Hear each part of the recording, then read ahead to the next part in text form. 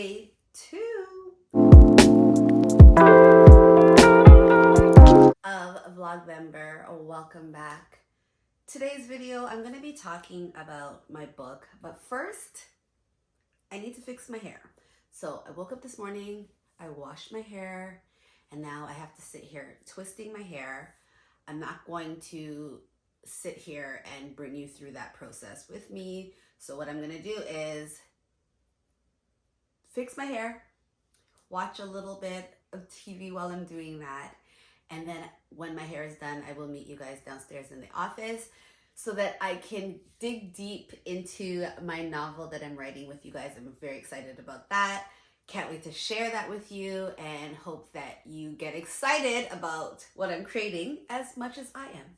So let's fix my hair. And I'm back, all freshened up, feeling way better. It has been a journey. As you guys know, I pulled out my wisdom teeth. Well, it will be 2 weekends ago as of tomorrow.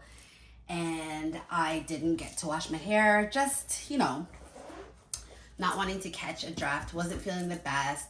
Dealt with migraines, dealt with headaches, dealt with healing. So finally today I felt much better.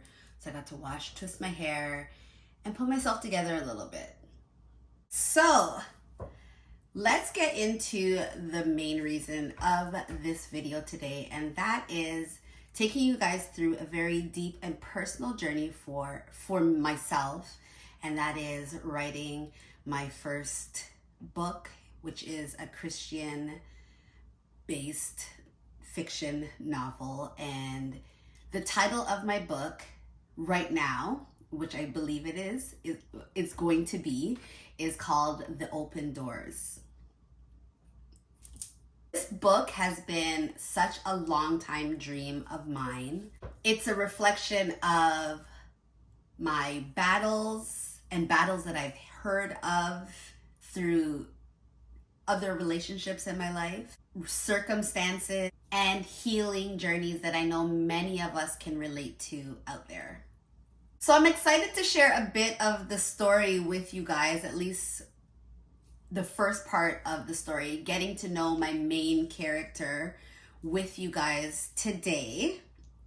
I'm so nervous. This is the first time I'm actually sharing this with anybody besides myself. And yeah, no, I haven't shared this with anybody. I've just been plugging away and writing and just letting the words flow.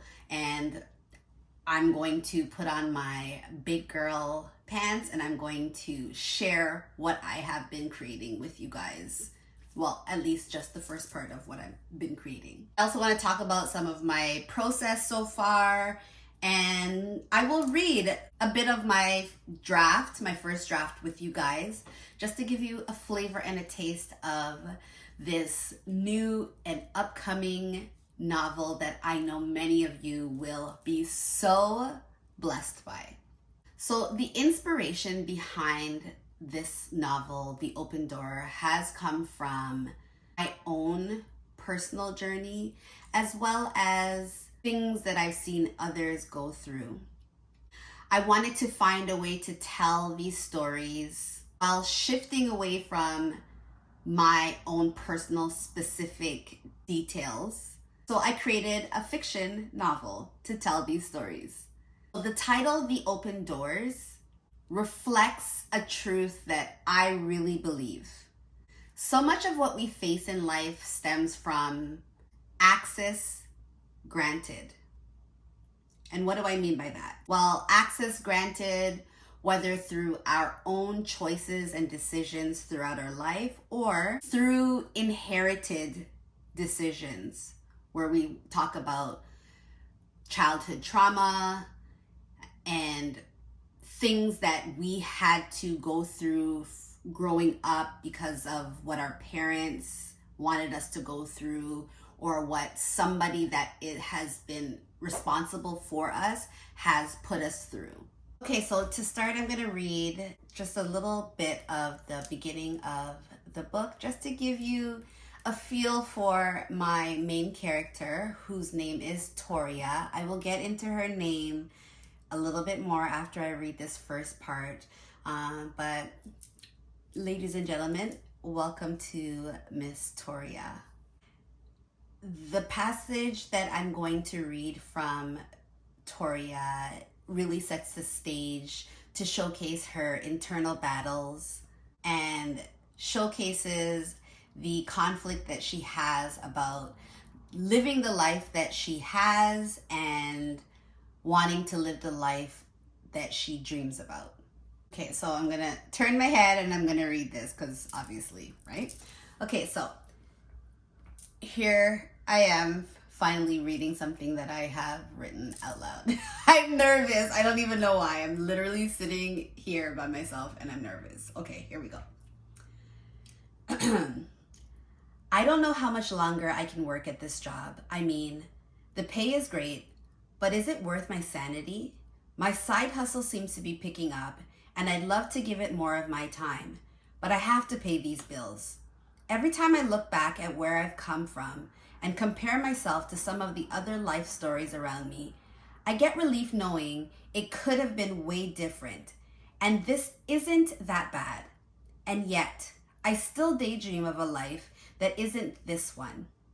I want to settle down with someone, have kids, be someone who adds value to the world on a larger platform. I want to travel and enjoy the people in my life. I wouldn't call myself religious. I mean, God is important to me, but I'm just not down for all that church stuff anymore. So in this moment, you see that Toria is wrestling with feeling of, is this it? Is this my life? Is this the choice that I'm going with? She's balancing the weight of her responsibilities with her desires for something more. And like many of us, she's torn between gratitude for what she currently has and has accomplished and longing, and then a longing for what else could be or what more she could accomplish, going after those dreams. So I have to say that writing has its challenges, and committing to finishing this book, I have to say that the challenges that I had to overcome, I think they're normal. I think everybody that is an author out there has similar challenges. So without giving too much away, The Open Doors follows Toria as she navigates her ups and downs through life, love, and faith. It's my hope that readers will see in this story that there is no circumstance that is beyond God's power to heal and turn for good. The story also emphasizes the importance of godly friendships and finding the purpose through your pain.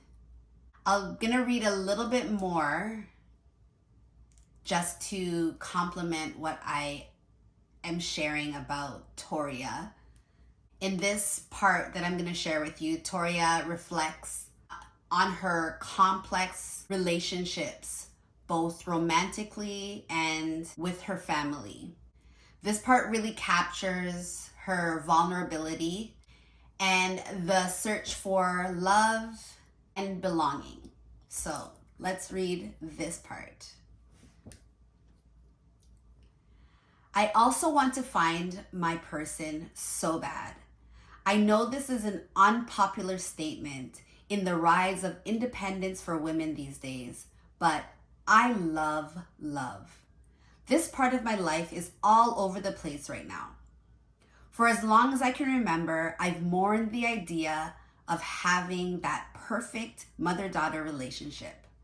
Now that I've been on my own, everything I do has an element of being better than how my childhood made me feel.